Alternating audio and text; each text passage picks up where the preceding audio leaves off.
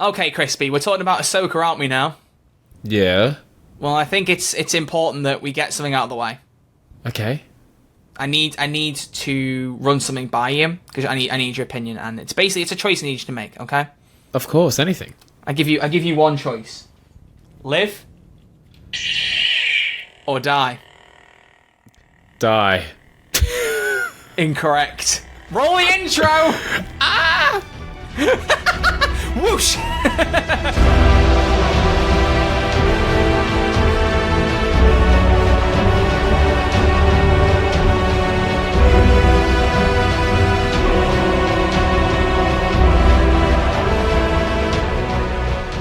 Hello and welcome back to Who's There, an Ahsoka podcast, a show where two YouTubers get together and talk about the best show in all of Star Wars, ? That's what we're going to be debating today. That's what we're going to be debating today. I thought it was funny to adapt to the Doctor Who intro a little bit more than usual for the special episode. But yes, we are talking about Season 1 of Ahsoka, which by the time this goes up, wrapped up about 2 days ago. But as always, I'm your host, Troy, Red Archer Live, and joining me, as always, is Mr. Crispy Pro. How are you doing, sir? I am alright. I am human-cyborg relations. Okay, that was not a terrible... oh my. Oh human, my God. Human-cyborg relations. What's the flux, Mr. Skywalker? we just recorded episode 79, which for the audio listeners you'll see tomorrow, so wibbly wobbly timey wimey, wibbly wobbly starsy warsy. Nice. But we're talking about Ahsoka today. It's going to be an exciting time if Crispy's internet holds, which already it seems like it might not be. That's the camera. Oh, it's the camera. Okay, good. I said, look at that. I said to you, let's get the thumbnails done first, just on the off chance your camera dies, and within a minute, it's gone. It's amazing. gone. You still look sexy. Don't worry about it. You look great, mate. You look very, great. very pasty, but that's okay. Very pasty boy. You are a pasty Pasty. boy. Turn your brightness down, you monitors, man. It's clearly too bright, you know? He's trying to do burn with me. Come on, man. No. But yeah, ladies and gentlemen, we are talking. Oh, bit of late night. Oh, I like that. You look good like that. Yeah, a bit of late night crispy. Ooh. Ooh. But yeah, so we're talking about Season 1 of Ahsoka, which has just recently wrapped. We're going to give our thoughts on it. If you are new to our special episodes, because it's been a few months since we last did one, every now and again where something comes along where either we're both watching it or I watch it and kind of nudge Crispy into watching it so we can talk about it like we did this time. It's mainly the case. Because you're into watching a lot of this stuff, but you don't normally keep to time unless I go, should we do a special episode? Yeah. I think it's a good way of getting you to watch them, really, isn't it? True, I suppose. He rolls his eyes in a way. pain. I'm sorry. In a way. Buddy. I had to process my nerdiness. It was fine. There you go. The only special episode he ever really wants to do was Barbie. Let's be real here. And I'm so glad we did. Yeah, it was amazing. So, Crispy, let's set the stage here. How much of a Star Wars fan actually are you? Because we haven't done a Star Wars special episode before, have we? Oh, wow. No, we haven't. No, we haven't. I grew up watching them with my dad. He has them on like VHS. So me and my sister used to love. Man. We've still got them. Well, at home, Dad's got them. And my mum, when we were moving, my mum had them at a little garage sale we were doing, and I said no, I'm keeping these VHSs. Oh. My grandkids are going to retire on them, so I grew up loving it. I didn't see any of the prequels in cinema, but I remember buying them all on DVD from like Kmart here. Do you have Kmart in the UK? Do you know what Kmart is? Oh, well, anyways, just I don't know. It's kind of like pre-owned store kind of thing. No. What? It's kind of like Walmart in America, I guess. Okay, Asda. It's yeah, cool. Whatever. It doesn't matter. But yeah, I remember buying those. So I bought the original trilogy DVD and the prequels. So I grew up with those. Okay. I love those. I had all the special features and I loved that and was very, very excited for Star Wars to come back as well. And I think I enjoyed the sequel trilogy more than the average bear. And so I'm very much a mainline Star Wars fan. I probably enjoy it more than the casual viewer because I grew up with it. But I never seen Clone Wars, never watched Rebels, never seen any of the expanded stuff. I had one Star Wars comic as a kid and it scared me. So. Oh wow, really?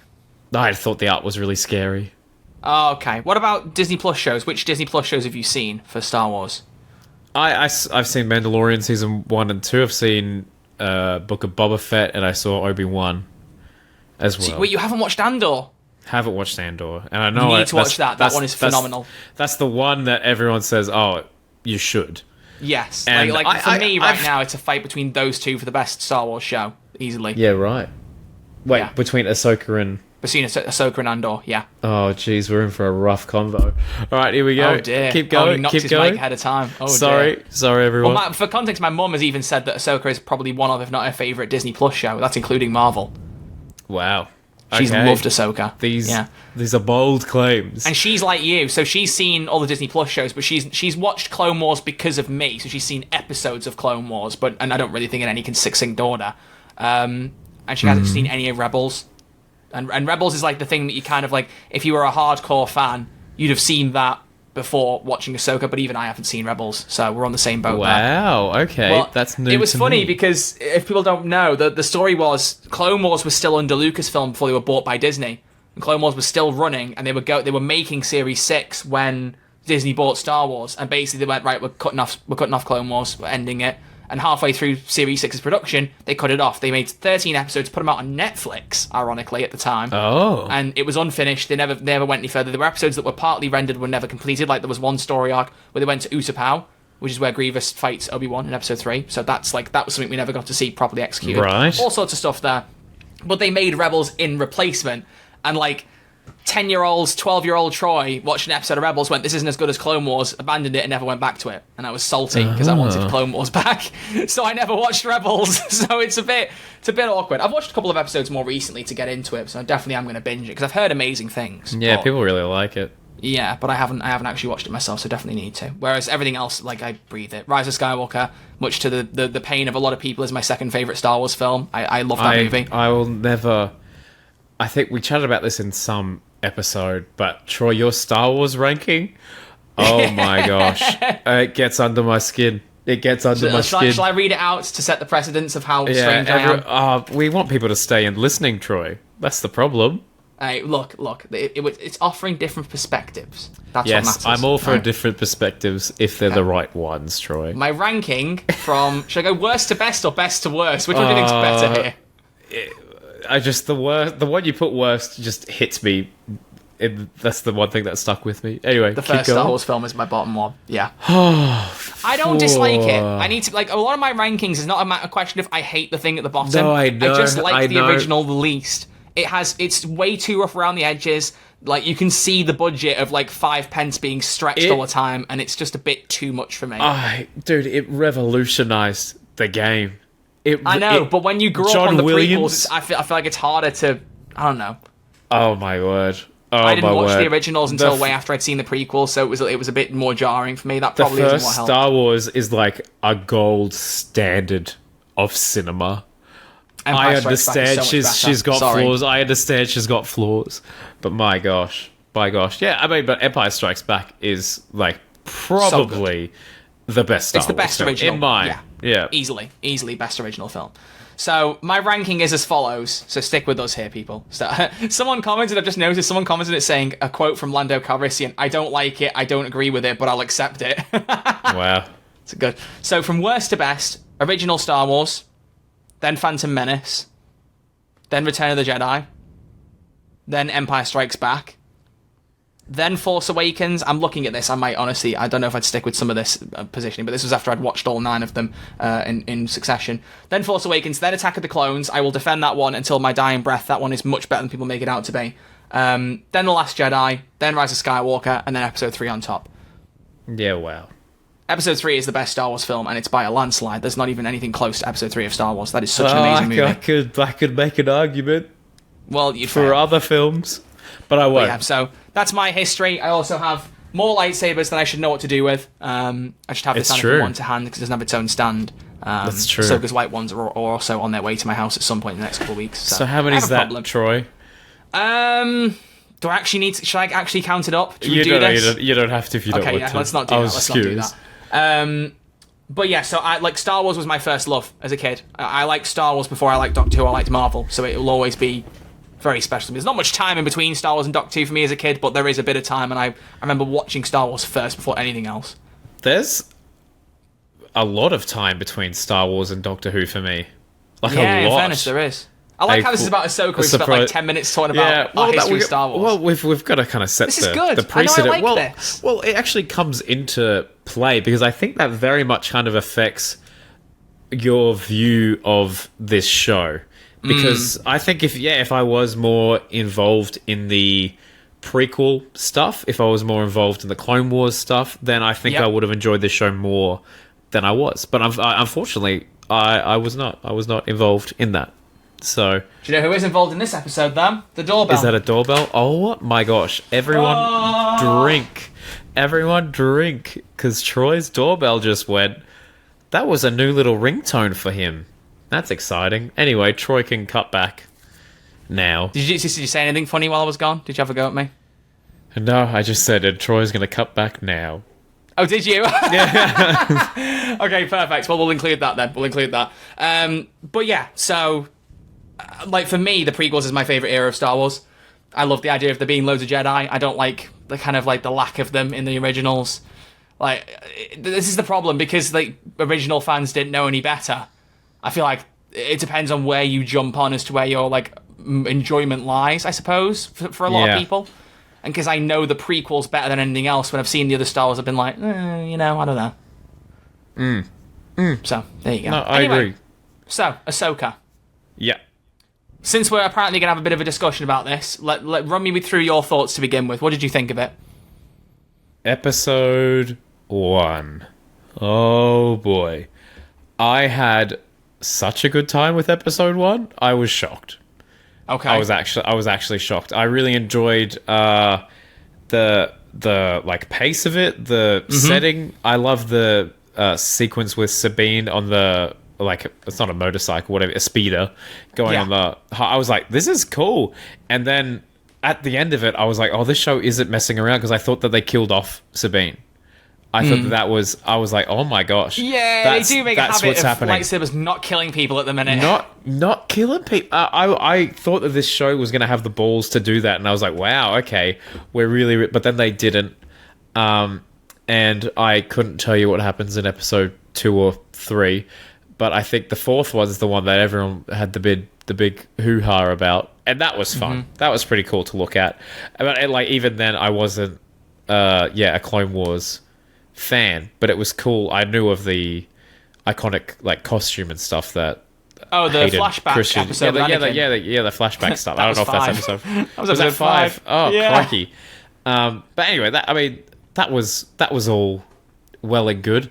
But I don't know. I just don't think I was emotionally as invested as I could have been. I think they were painting Ahsoka as this, like, wiser, older Jedi, which she is now, I'm assuming, because she's in her late 40s at this point or something. Yeah. So I understand, like, where they were going, but I just feel like there wasn't much, like, pizzazz. I don't know. I'm probably sounding very ill-informed here. Yeah, but you sound like a bad Star Wars fan. I'm going to beat you up with my lightsaber. Come here, Crispy. Let me at him. I don't know what I think should have been the emotion, like the drive of this entire series is the reconciliation between Ahsoka and Sabine, and I think there were moments where I thought they were going to really tie into that, but I don't think, like, even in the finale that was really addressed that much. Like, they kind of ended up separately. They glossed over that a little bit. Yeah, I think that should have been the focus of the entire series, and it wasn't. I'm actually not quite sure what the focus was, like, what story they were trying to tell. I don't know. I think it was meant to be mainly about Thrawn coming back and Ahsoka trying to stop it, and I guess that was the idea. The problem is I don't have much experience with Thrawn. Like, Thrawn had, like, a bunch of novels that came out years ago that people really liked. Then he popped up in Rebels, and he was this big intimidating force. And from what I've heard, he was amazing in Rebels, and it was the same actor playing him, like, with that same performance. Have you seen Sherlock? Have you seen Sherlock? Some of it. I've seen, like, the first 2 seasons. Oh, dang it. In season 3, I think that actor, I'm pretty sure it's that actor, is the same guy as Thrawn, and he is so good in Sherlock season 3. And he's quite good in this as well. I quite like him as a villain. So yeah, Mads Mikkelsen's brother. I didn't actually think they were brothers. I thought they just shared the same name, but they are actually the same. They are actually brothers. They are actually? Yeah, wow. Yeah, very cool. There you go. Yeah, so I definitely agree. Like, the whole lightsaber stab not killing people thing, that's got to stop at some point because it is getting daft now. Like, it is getting a bit silly. I mean, I can't remember when the first one was, but I do remember Rey stabbing Kylo in Rise of Skywalker, but she healed it immediately afterwards, so that one I'm kind of like, hand wavy, I'm alright with, because that was more like killing Kylo Ren rather than killing Ben as a person. But Reva got stabbed twice in her life, once as a youngling and then once as an adult, and survived both of them, which is just a bit like... Who's Reva? The Inquisitor in Obi-Wan. Oh, I see. Yeah, because she had a flashback that Anakin stabbed her during Order 66, and she survived that. And then Vader stabbed her again in Episode 5 of Obi-Wan Kenobi, I think, and she still survived that. She was injured and weak from it, but she wasn't dead. Sabine got stabbed, she survived, and then, mild spoilers, I guess, for the first Jedi game, Fallen Order, Cal gets stabbed by Vader, and he gets through it. Now, in fairness, that one isn't a clean-cut stab. He gets, poked with it, and then it comes out again. It's more like a graze cut. Don't know how far it goes in, but there is a pattern at the minute of people getting hit by lightsabers in places that maybe shouldn't. Cal's is probably alright, you can get away with that one, but especially with Reva, and then now with Sabine, it's like, I don't know. I guess it depends on where it hits you. But lightsabers, I feel like, used to feel like if you got hit by one, you were in trouble. Yeah, no, it definitely didn't feel like that. But I just really thought that they were going to go all in on episode 1. Like, I was like, as soon as that ended, I was like, let's go. Okay. Yeah. I could kind of see where they were going, but no, I don't know. But I will say a highlight for me always will be David Tennant as that robot fella. That was fun. Yeah. He played him in Clone Wars. I don't know if he was in Rebels as well, but there was a couple of episodes of Clone Wars that Huyang was in as like the lightsaber builder guy in the Jedi Council. He was played by David Tennant still. Yeah. It's like it's a continuous casting. He's just kept playing the character. And he won an Emmy for it. Did he? Yeah. I didn't know that bit. I'm pretty sure he won. Oh wow. Well, I've said to you, I think it was either last week or a couple of weeks ago on the main episode, that I love that he is the first person in Star Wars canon to say a long time ago in a galaxy far, far away. That spoke to me on a level I can't even begin to express. David Tennant saying that, like, that is so cool. Yeah, he's won 2 Emmy. He won a daytime Emmy award for outstanding performer in an animated program, Star Wars: The Clone Wars. How cool is that? How cool is that? Blimey, that is so cool. That is so cool. So, I mean, like, yeah, David Tennant's always a welcome addition. I thought he, actually provided some cool stuff and was a really a great middleman between Ahsoka and Sabine. I really enjoyed those scenes, and, he was kind of like the sounding board for both of their problems. So I enjoyed that dynamic. But I don't know, I just felt like there needed to be a bit more heart in this story. It was all very pretty to look at. But even then, anyway. I personally was not the biggest fan of Rosario Dawson playing Ahsoka to begin with. Yeah. Like, when I saw her in The Mandalorian Book of Boba, and actually the start of this show, I like her. It's like I disliked her, but I didn't get the same vibe from her. Is this lightsaber unscrewing itself? I think it is. I'm just trying to fix it. I just got Anakin's lightsaber propped against me for the whole episode for the audio listeners. Nice. But I liked her, but she didn't give me the same energy or vibe that Ashley Eckstein did, who voiced her in Clone Wars and Rebels and Tales of the Jedi and everything else she's been in. Ashley gave her a special personality, and I think especially with me growing up with that character, it was a little bit jarring to see such a radical change. And it's a shame as well, because Dave Filoni is the showrunner, who is literally next to George Lucas, one of the best Star Wars minds ever. The stuff that Dave Filoni puts out is just amazing. But he literally was he's the perfect casting for Thrawn. We had to keep it the same. So glad that we did, blah, blah, blah, blah. And I saw someone retweet it, I can't imagine Ashley Eckstein is pleased to read that. Because I wouldn't be. Yeah. I would have loved it if, to honour her, they did what The Last of Us did and give her, a small role in the show. Just as a way of acknowledging her. Because it just feels like, oh, here's this Rosario, moving on. And she felt very different. But I will give her defence. After Episode 5 with Anakin, it felt like she'd kind of gone through this kind of Gandalf the White kind of thing. She'd been reborn, because a lot of her problem was that, from Rebels in particular, she was carrying the guilt of walking out on Anakin, because she walks out on him in the Clone Wars. There's a several episode story where she gets framed for murder for bombing the Jedi Temple, and Anakin believes that she didn't do it, but no one can prove wrong, blah, blah, blah. Eventually, Anakin manages to crack the case and find who's responsible, and the Jedi Council go, we're sorry, you can come back in the Order. But she was like, no, you didn't trust me enough, so I'm not coming back. And she walks out on the Order and disappears, basically. Yeah, right. And so she feels a lot of guilt about Anakin becoming Vader because she wasn't there to stop it from happening, in other words. And what's that in? So Clone Wars is when she walks out in the Jedi Order. She then realizes that she kind of knows that Anakin is Vader going into Rebels, and then they get to actually have a fight in Rebels. They have a duel. She breaks his mask, a bit like Obi-Wan does. They break different ends of the mask. I think I've seen that, yeah. Yeah, and they kind of have a bit of a moment of like kind of between each other, but it's never really resolved. So like I feel like the first half of Ahsoka, she's still like being weighed on about Anakin being Vader and that responsibility. And the whole point of the flashbacks in episode 5 was to be like, you need to let go. You need to let go of this stuff. You know, you're more than that because I'm more than that. Because that was a point that they had in the flashback where she went, you know, you were more dangerous than anyone realised, and it's clear it's weighing on her mind. And he's like, no, I'm more than that now. Because Anakin is kind of like this ambivalent being now. He's become the chosen one.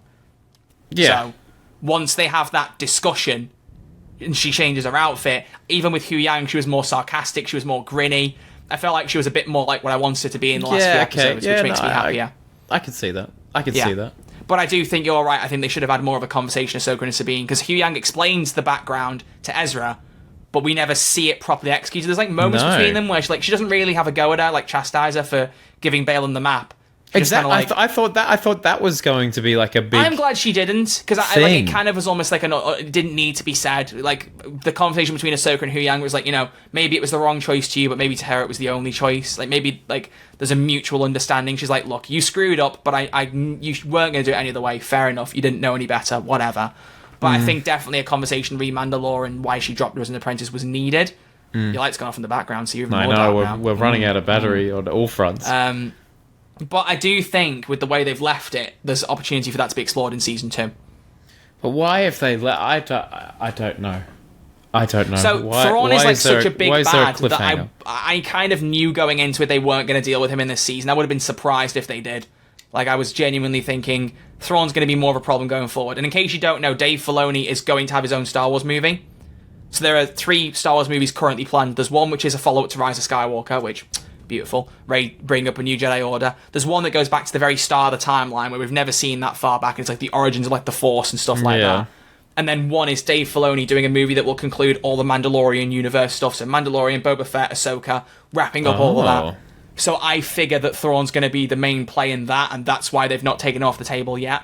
Because Filoni probably wants that to be in his movie. I didn't think they would, but like I'm fine with them dangling the Thrawn as the big villain, much like they kind of did with what's his name, Breaking Bad fella in Mandalorian season 1. Yeah, but I feel like that. Like at the end of that, there was more of a and Payday guy, right? And Payday. Oh, very nice. Yes, the dentist. Very nice. Very nice. But like I don't know. It just kind of feel like what was the end? Like this. I don't know. I feel like I need to... I think the idea is that them, like, right now, they're where they need to be. Like, something's going to happen on that planet, on Peridia, I think it's called, that they're on, where they'll find something will happen, and eventually... They will get back, eventually, because they'll fix the speeder, and then whenever, hopefully, some Purrgil show up, the space whales for them to ride on, they'll go back. Like, I don't believe they'll be stranded permanently. No, I know. Because Thrawn's Star Destroyer could not have hitched a ride on a Purrgil. That's why he couldn't come back. You know, the Purrgils grabbed onto the Star Destroyer to get rid of it. Oh, yeah. So, the context of how they ended up there, in the season finale of Rebels, Ezra kind of like, he has this ability to kind of like control almost animals, like his way of using the Force. How do you know this? I've seen bits of Rebels, and like I've read like explanations to fill in gaps. And he goes aboard Thrawn's Star Destroyer. It gets latched onto by about 4 different Purrgil, and he's like, right, we're getting out of here. And the Purrgil drag the Star Destroyer out to another universe, and Ezra goes along with it. So it's like almost like a sacrifice to get rid of Thrawn. That's the backstory there, and why he's in a different galaxy. You're shaking your head. Oh, I'm just... I don't know. There's so much stuff. Yeah, like it's. I don't think this show is as accessible as it could be. No, that was the problem I had with it. I worried, and it is basically Star Wars Rebels season 5. Like even on the little information I know, it is basically Star Wars Rebels season 5. Like there are literally shots that are almost like bit for bit recreated from Rebels ending. It's like it's so funny. Right. But that's why they're in another galaxy, so they know Thrawn is dealt with, but they're hearing whispers of his return, which means Ezra's probably not far behind, which is why Sabine was interested in finding Ezra, even if it meant bringing Thrawn back. Because in Rebels as well, there was kind of like a thing where they weren't sure if Ezra and Sabine were a couple or just best friends, but they were very, very close, basically. Right. So, but yeah, I think the idea is that it also proves that the Force exists outside of their galaxy. Because if the Force didn't exist, Anakin couldn't have been a ghost at the end of the last episode. So something's going on there. I didn't realize that was a question. No, this is the thing. That, like, Filoni's very, very crafty, and we're going to get into Baylan and Shin in a minute because I really want to talk about those two because I love both of them. But the ending with Baylan, you probably won't realize this because you haven't seen Clone Wars. The statue that he's on is was from a group of people called the Mortis Gods. There's a lot of backstory here, basically. There was a few episodes, like an information dump. There's too much. Right. It's too hopefully much it makes for it me. easier for other people. But no, there was a story basically to give you a very loose explanation in Clone Wars. They had basically a vision of these three people that kind of could control the Force, and they lived outside of their galaxy. And I don't think we were ever sure if they actually really existed or if they were just like a legend. But considering they've got statues in this other galaxy, they must have lived here at some point. So there's something to do with the Force being unlocked, and that's what Baylan's looking for at the very least. So this is all stuff we'll hopefully get more explained in Season 2, or whatever they do. Because apparently they're only talking about Season 2 at the minute. It's not been greenlit, but like, interesting. They need a second season for this. I don't see all this being resolved in like a movie or something. It's just not going to cut it. Yeah, well, I mean, it might be a money thing. I don't know. Maybe. So what did you think of Baylan and Shin? I really want to know your thoughts on those two. Are they were the baddies? Yes. Yeah. That shows my knowledge of this. I mean, no, I really liked Old Mate and how his approach to light and dark side of the Force. Oh, Baylan was so good. I think that was really refreshing. I kind of like this guy that kind of towed the line, where I'm like, I don't know where this guy's allegiance stands. I don't think he knows where his allegiance stands. He's trained in the Jedi Temple, like went to the dark side, but still is almost sympathetic to the Jedi, like what's happened. I thought that was really interesting. I would have loved for them to play on that more. The girl, I don't know, she just looked shocked the whole time. That was I don't know that it was fine. I had nothing much to do with her. I think both of them are know. a really interesting master and apprentice duo. Like, they were some of the more intriguing like villains in inverted commas that we've had from Star Wars in a while, at least in my opinion. I was definitely intrigued by them, but I just don't think there were a lot of payoffs in this. Like, there's a lot of interesting ideas. No, that was one thing. Yeah. When episode 7 finished, I said to Mum, was like, how are they going to tie all this up in one episode? They have got way too much going on here. And she'll testify to this. Right through the finale, every 10 minutes or so, I was going, where are Baylan and Shin? When are they going to show up? What is going on here? Why have they not appeared? And it in a way, it upsets me because obviously now, with Ray Stevenson having died, I was really hoping that in Season 1, Baylan, his story would be wrapped, whatever it may be. I didn't want it to be something where it would have to get carried on. He'd have to be recast, because he needs to be recast. That's a character that's going to be important, I think. So he's going to have to be recast. But I just can't imagine anyone else playing him as well, because Ray Stevenson did him phenomenally. Genuinely think that was a great performance in this show. Yeah. I really do. So good. But I don't know. I'm intrigued to see where that stuff goes. I really like those two. I don't know what Shin's doing. Maybe she's going to lead the pirates or something. I don't know what her plan was there. Yeah, I don't know. I guess we'll find out. Again, there's a lot of unanswered threads, basically. But also Ezra. I mean, as someone who's only seen a bit of Rebels, the guy they cast to play him in live action has absolutely nailed him. I think he was brilliant. Those aren't his real eyes, are they? No, I think for him, Ahsoka and Hera, they've all got contacts in, but Ezra are the most like noticeable. They're that threw me off. They are a little bit odd. I think they're like that in Rebels. They're that bright, but I think sometimes you need to make like kind of slight tweaks for live action. I think his eyes are a bit too bright. Yeah. But no, he was fine. I feel like that was maybe the only payoff between Sabine and Old Mate, because that was kind of the journey they were going on. Yeah, I love how you keep calling him Old Mate. They're all Old Mate. I don't know. I can't remember everyone's names. Ezra. Yeah, I think I don't know. There's a lot of good stuff happening, but I don't think there's a lot of great stuff happening. That's just my Okay, so what's some of the good stuff? Let's try and get some of your positives out. The good stuff, I enjoyed the actual set. Like, I kind of got the idea of the direction as to what was going on. They pretty much laid it out for me there, which I think is the most accessible part of the show. They're like, there's this guy, Thrawn, in another galaxy. There's a threat of him coming back. We need to stop it. Great. Yes. I'm on board. Fantastic. And then there's all this other... I don't know. I just think there's a lot of other stuff outside of that I think are really, really interesting concepts that I don't think necessarily paid off. I enjoyed seeing 3PO I thought that was a nice way That to was kind such of a good way. kind and of it's better than involve bringing Leia. like a deep fake Leia. Yeah. Exactly. Because I was like, oh yeah, Princess Leia is kind of around, isn't she? So, especially in this timeline, and so that was really nice. I enjoyed obviously the hating Christensen stuff because that's all fan servicey stuff that He's amazing.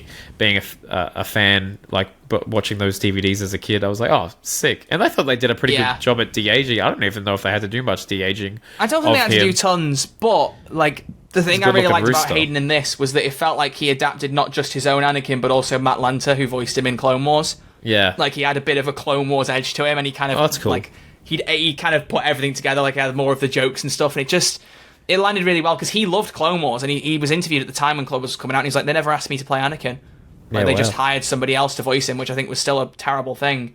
But like I think Matt Lanter did a great job. I wouldn't change it now. I think he was great in Clone Wars, but I like that Hayden kind of gets to come back. He gets to be the Anakin because he is Anakin. It's his role, really. Yeah, absolutely. He gets to bring all the best parts of everything Anakin's had since Revenge of the Sith into his performance, and I think he became this kind of perfect amalgamation. I'm glad he still has like a nice relationship with Star Wars.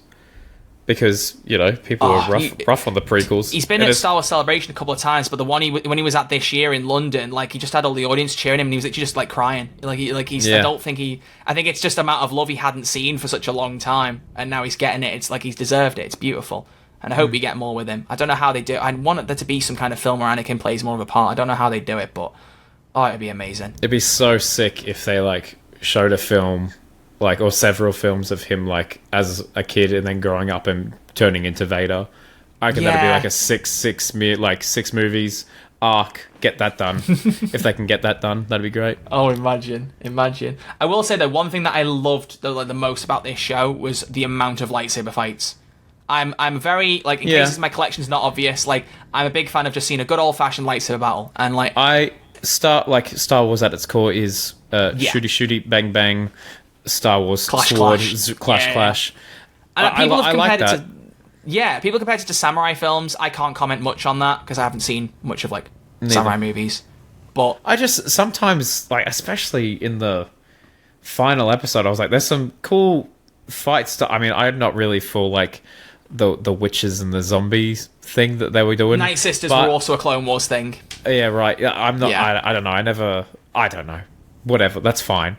But I just think that's the camera stayed still for quite some time. I don't know if that, especially the last episode, I was like, there's some really cool stuff. They could have had some interesting direction going on. But I mean, I'm a sucker for a lightsaber fight anyway. So I enjoyed that there was at least a cool fight every episode. Yeah, I like that. I was so happy dining out on that, especially episode 4 where there was the Ahsoka versus Balin fight. Like that was a really well choreographed that was one. good. Like That's putting good. her leg against walls to fight him and stuff was just so creative. Yeah. I really did enjoy that. I really did like that actually. Yeah. So just getting those fights was brilliant. So like it just felt very Star Warsy in a sense that like I love Mandalorian. As I've said, like I don't think season 3 was as strong as 1 and 2. I still liked it, but 1 and 2 were definitely like the stronger seasons. I liked Book of Boba Fett, which I know is contrary to popular opinion, but whatever, I don't care. And Andor, well, Andor doesn't have any lightsabers in it. I don't think. At all? Does anyone ever have a lightsaber? Don't tell me. Even in it literally doesn't matter. Like, you've seen Rogue One. Like, yes. Andor is in Rogue One. It's his origin story. Like, that's the whole point. So he's shooty bang bang man. Nice. And nice. How he becomes a rebel. It's a great. The first season is really good. Definitely watch it as soon as you can. That one you will love. You will absolutely love. I'll do that. There's a casting in it. How do you know about any casts that are in it? Yeah.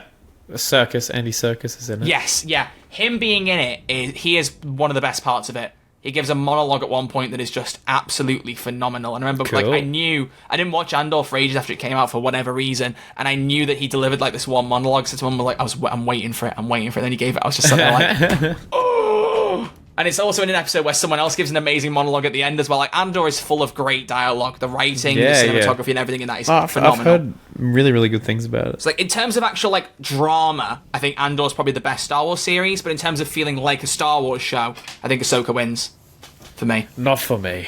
Yeah, no, clear. I'm really like how much you're disappointed by this. I was like, I'm really stunned by. There's so much like. explaining to understand these characters to kind of feel something for them, you know? Yeah, I think it's accessible for someone who hasn't seen Rebels, but I think you're not going to feel the same way if you don't know about it or haven't seen it. Exactly. Like, I don't know. It was, like, I enjoyed it more than Book of Boba Fett, but yeah. I don't know. Intriguing. Very, very, very intriguing. I still think the best Star Wars show, at least, is season 1 of Mandalorian. I think that's top tier. Plus, a big part of it, unfortunately, is the hype around it. Like, yes. I remember like watching that first series of Mandalorian like with my old housemates, and we were all there. We were week to week to week to week, and then here we like in my new house. We moved in around the time when Book of Boba Fett was coming out. We're like, heck yeah. We watched episode 1, and then we never watched any more episodes as a household together. So... Oh, damn. And now no one, like, you know, I was telling my housemates tonight, like, oh, you know, I've got to record a special episode for Ahsoka, and they were like, what? I was like, I see. So I think, I don't know, it's the general drop-off, and I feel like Star Wars... like the hype around stuff can really affect it, and I don't know. I just felt like, in my opinion, I think Star Wars thrives at its best. The TV shows have been good, but I think it thrives best when it's a movie. I saw someone tweet out where they were like, "Oh, I miss like having a new Star Wars poster like blaring in December in my theater every couple of years." Like I think if Star Wars gets a couple of movies under its belt that are really, really strong, it'll help it be a bit more of a big thing again. So I just hope that the movies that they're cooking are going to be good. I'm so thrilled that Daisy Ridley is coming back as Rey. I really like, if I'd have been a betting man, I would have put all my money on her never coming back, because like she literally was on record after Rise of Skywalker being like, I didn't get calls for jobs for months after that film came out, and and I was like, what have I done wrong, kind of thing. So I kind of expected her to be the more modern day Hayden Christensen, who kind of had this big role. Well, I think she essentially is, but I hope she gets a shot of redemption. Unfortunately, it's the same. She'll get it faster than Hayden did. I think she will get it faster than Hayden. So yeah. So I don't know. But like I don't love like I said, I don't love everything about the shows. Obi-Wan Kenobi as a show, I don't think is mega strong. I like it, but for me, what seals it is that final episode with the fight between Obi-Wan and Anakin. It's what everyone wanted, and in that front, they delivered, and then 50 times more. It's beautiful. I love that. Like I said, Mandalorian season 3. Loads of people dislike it. I don't dislike it. It just felt like it didn't really have the same tone anymore, because the whole point was about Mandalorian traveling around with Grogu, trying to figure out what was going on with Grogu, and then they reached that climax with Luke. Book of Boba Fett undid it within like 6 episodes, and then it's just like, what do they do now? It just still feels like they're wandering around a bit aimlessly. So I kind of want them to bring something in that makes it good. And like the idea, like without spoiling Mandalorian season 3, it kind of hints at the end that he might start working for like the New Republic, doing missions for them, and that could go somewhere interesting, because I like the guy who also popped up in Ahsoka, Carson, the bald guy with the white beard. He was like an X-Wing pilot. Couldn't tell you. No. So when the little kid hears the vision of the lightsabers and Hera's like, sweep the ocean again. Oh, that we're going to find somebody. Yeah. And the pilot's like, what's going on? And Huyang goes, Jason has abilities. His dad was a Jedi. And Carson goes, okay. Like that guy. Yeah, right. So he might pop up again. But the thing I love about that joke, and I think it's also a funny way to end it off, because it kind of sums up what we said. The amount of reactors I've seen who watch that scene and go, that's for anyone who hasn't seen Rebels, because the idea, because the kid's dad was a big character in Rebels, but he dies in Rebels, spoilers, so we never see him in Ahsoka. So the idea that they just dropped this, his dad was a Jedi, and and now that's why his son's a Jedi, and Carson goes, okay, that just feels like it's like a jab for the casual audience to be like, just so you know, there's a bit of important information we can just mention in passing there. Every reactor I've seen has been like, that's for people who haven't seen Rebels. Yeah, so right. Ahsoka, I think, suffers from tying too much into other shows. And that's definitely its biggest problem. Correct. Is that there is too much of a dependency for you to, like, as you said, to really feel it without knowing what else is going on. And I need to talk to my mum about it more, because she said that it was her favourite show, one of her favourite shows, like halfway through. I don't know if she still feels the same way. I think she just likes Ahsoka, so I think that's enough for her. But no, I think Ahsoka's a good character. Yeah, but same here. Yeah, I don't know. As a series, I'm intrigued to see where they take it, because like, it's been left very open ended. You know, what are they going to do about Thrawn, and how are Ahsoka, Sabine, and are going to get back from Peridia? We'll see, right? But I'm intrigued. I really liked it. Like, if I was to give it a score, I'd give it probably an 8 or a 9 out of 10. But Whoa. you were probably going to give it what? Like a 6, being generous. I honestly thought you were going to go from like a 4 or a 5 from what you've been saying. Look, it's past. Like, it's not the worst. Like, there was some genuinely good stuff in there, and I didn't not enjoy watching it. But I don't know. It just left me kind of going, oh, like what? Come on. Yeah. What now? You know? Yeah. What are we doing? Yeah. Okay. Well, That's where I'm at. This might be the most interesting special episode we've done because there's such a difference in our opinions there. Yeah. Ooh. Yeah. Well, it's going to be vibes of our bloody secret invasion. Or maybe not. You're kind of on the same No, page because with me. I stand by it. Secret Invasion was such a wasted opportunity. An expensive wasted opportunity. Yeah, too right. The amount they could have done with that they just didn't disappoints me, and it will forever disappoint me. I think it's such a absolute shame that they could have gone so much deeper with that and just didn't because the episodes were all so bloody short. Yeah. But there you go. So that is special episode 9. Now I'm trying to think what comes next, because obviously we're going to have to do special episode number 10 on the Marvels, but Loki, probably. you're a bit busy around November, but I think we can make it work at some point, right? Oh gosh, I don't know. We'll see if we can. I couldn't. So that's the next Marvel thing. I know that, but for Star Wars, there's Loki season 2 as well. Sorry, but I think that'll finish after the Marvels has come out. What's next for Star Wars? I don't actually know. That's a really good point. I don't know what's they're cooking. I think it's the Acolyte. Star Wars 2024. That could be interesting.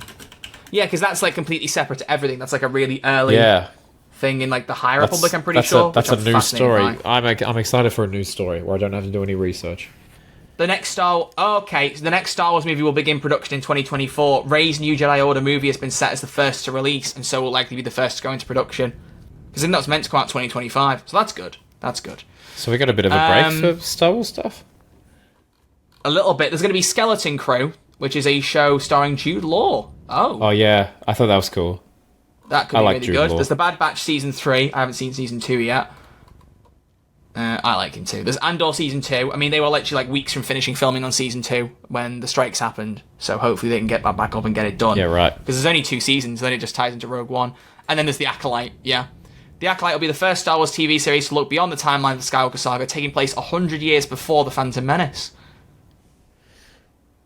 Wow. Ooh. The mystery thriller series will see the fall of the Jedi through the perspective of the Sith, also making it the first live-action Star Wars story told from a Sith's point of view. I did not know that.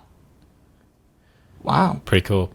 That's exciting. I like the sound of that. But yeah, so there's a few Star Wars shows, but the next movie, I think, is December 2025. So we still got to wait on that. We'll see what happens in the meantime, though, eh? Sounds very good to me. Cool. Well, we'll wrap it up there, I think. So thank you, everyone, for listening to special episode number 9. This has been really... The energy here has been so strange because of our different opinions. I really enjoyed that. Ooh. I really enjoyed that. Ooh. No, not in a bad way. That's Like, I good. mean, Jenny, like, 'cause I'm fascinated by how different we stand on that. I think we should talk about more things where we disagree, so I can ridicule your opinions for being too negative. We don't disagree on too much, I don't think. No, we don't. We're quite good like that, aren't we? Yeah. We're quite good. Shall I let you go to bed? I'm exhausted. Yeah, let's go. You go to bed. Mate. Right, we'll see you all. Well, by the time this comes out tomorrow for the episode 79 of Who's There, Doctor Who podcast. If you're on audio platforms, if you're on YouTube, it's already out. And the next special episode will either be Loki season 2 or the Marvels, provided we can get it to work. So probably one of those two. And if anything else is coming out that you want to do an episode on, I feel like I suggest a lot of things to you. If there's something you want to do, give us a shout, mate. Come on. I don't know if there's anything Well, special. it's my hyperfixating ass that's always like, I want to talk about this thing that's on my mind, isn't it? So, We can watch Saw 10 together if you want. do you want to do that? No. Ladies and gentlemen, thank you all for watching special episode number 9. Until then, it's goodbye from Crispy. Bye. And it's goodbye from me. See you all whenever special episode 10 comes out. We need a goodbye. Perfect. May the force be with you. May the force be with you.